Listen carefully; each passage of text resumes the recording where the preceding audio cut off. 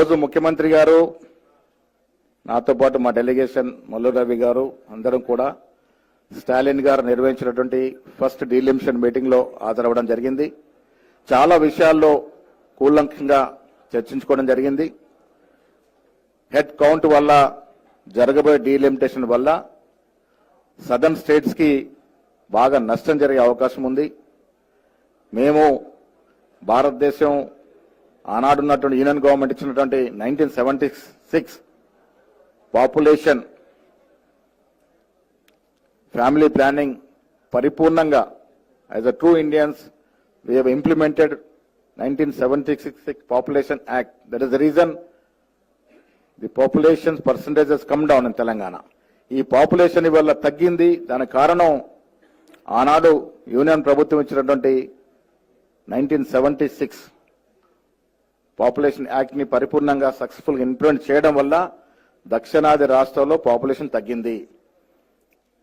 కానీ వాళ్ళ per capital income చూసుకున్నా, ఇతరత్ర ట్యాక్సుల విషయం చూసుకున్నా టాప్ 10 రాష్ట్రాల్లో అన్ని కూడా దక్షిణాది రాష్ట్రాలు ఉన్నాయి.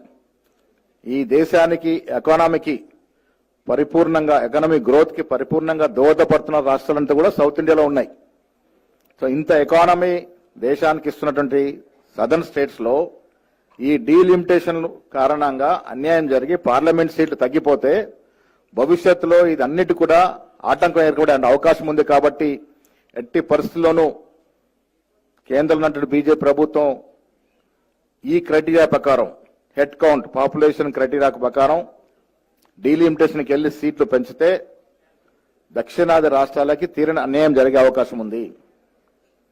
అంటే ఒక రకంగా చెప్పాలంటే కేంద్ర ప్రభుత్వం ఇచ్చినట్టు ఆదేశాలు ఆనాడు పాపులేషన్ విషయంలో మేము సక్సెస్ఫుల్ ఇంప్లిమెంట్ చేయడం వల్ల ఒక రకంగా పనిష్మెంట్ అవుతా ఉంది.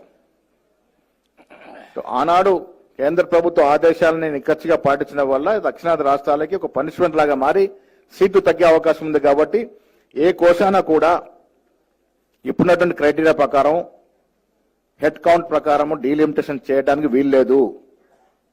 అవసరం అనుకుంటే దీన్ని సీజన్ చేయాలి, లేదనుకుంటే రాజ్యాంగం అమెండ్మెంట్ తీసుకొచ్చి ఇప్పుడున్న వాటా ప్రకారం రేషియో ప్రకారం మాకు సీట్లు ఇవ్వాలన్న డిమాండ్తో ఇవాళ మీటింగ్ చేయడం జరిగింది. ఇవాళ ఇది ఫస్ట్ మీటింగ్, స్టాలిన్ గారు పెట్టిన ఫస్ట్ మీటింగ్. తదుపరి మీటింగ్ హైదరాబాద్ లో ఒక గొప్ప మ్యాసివ్ బహిరంగ సభ జరిపి కేంద్రంలో ఉన్నటువంటి బీజేపీ ప్రభుత్వానికి కనువిప్పు కలిగే విధంగా దక్షిణాది రాష్ట్రాల్లో జరుగుతున్న అన్యాయాన్ని వెలికి తీసి వారి కన్నులు ఓపెన్ చేసి వారికి చెప్పే విధంగా ఒక గొప్ప బహిరంగ సభని హైదరాబాద్ లో నిర్వహించబోతా ఉన్నాం. దానికి స్టాలిన్ తో సహా పినరయి విజయన్ గారు, పంజాబ్ ముఖ్యమంత్రి మాన్ గారు, కేరళ డిప్యూటీ సీఎం డికే శివకుమార్ తో పాటు అందరూ కూడా వస్తానని మాట ఇవ్వడం జరిగింది. త్వరలో వారి డేట్ ప్రకటిస్తాం. తెలంగాణ రాష్ట్రం కాంగ్రెస్ పార్టీ యూపీఏ ప్రభుత్వం ఇచ్చినట్టు రాష్ట్రం, కేవలం 11.5 సంవత్సరాల యువ రాష్ట్రం. 10 సంవత్సరాలు గత పాలకుల పాలనలో డిస్మెంటల్ అయినటువంటి ఆర్థిక వ్యవస్థని ఇప్పుడు రీకన్స్ట్రక్ట్ చేసుకుంటూ ముందుకెళ్తున్నటువంటి తరుణంలో ఈ డీలిమిటేషన్ వల్ల జరిగే నష్టాన్ని ఎట్టి పరిస్థితుల్లో ఒప్పుకోకూడదని ముఖ్యమంత్రి రేవంత్ రెడ్డి గారు మేమంతా కూడా కృతనిశ్చయంతో ఉన్నాం.